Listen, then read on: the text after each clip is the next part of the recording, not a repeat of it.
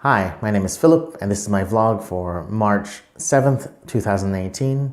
The daily bread I'm vlogging about today is titled Goodbye for Now.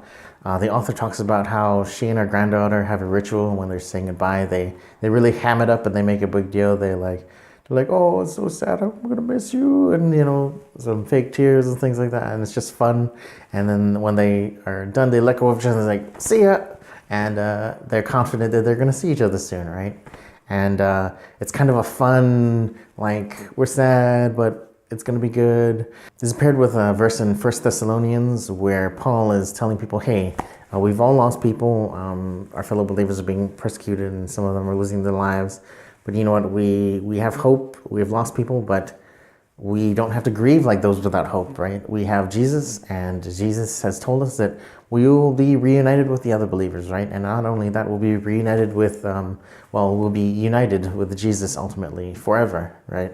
And how we don't need to, while it's sad, we can grieve with hope, right? And there's kind of this mixture of experiencing the sadness of the loss, but the hope that, someday we'll be reunited, right?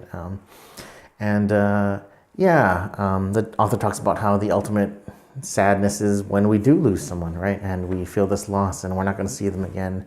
And we have to accept that. We have to wake up in the morning and realize that we won't be able to talk to them. We can't give them a call necessarily, right? But we have hope. We have Jesus, and Jesus died for us so that we would have this hope and that we would have eternal life, that we will be reunited with other believers, and that we are united with Jesus, right? And we will continue to be united with him even to the end of days, right?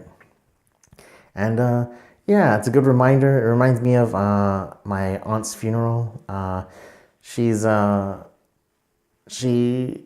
weird to say, I want to say she was, but I also want to say she is. And you know what? She is a great Christian, a great example of a Christian, and the best example of a Christian in my life so far. And she was just, you could tell she was a Christian without her having to tell you. It's hard to explain, but she would scold you when you needed to be scolded, and she would love you when you needed grace, right, and mercy, and all of those things together, and made her a wonderful human being, right? And it was sad to lose her.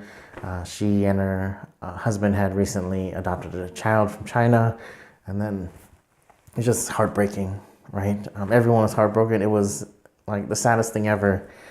But we went to her funeral, and it was kind of a celebration of Christ in her life, right? And the wonderful life she had, and the wonderful example she was to all of us. Her friend and her used to joke about who was gonna beat the other to heaven, right? To be at Jesus' side in heaven, right?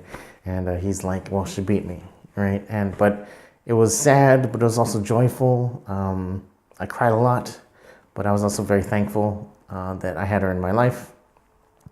And so, it's a great message. I think we need to remember that we do have this hope, so we don't have to just be sad and heartbroken with no recourse, right? But I think it's also, we need to use this grief as encouragement to be on fire about sharing God with others, about sharing Jesus, about spreading this hope so that people can have this hope, right?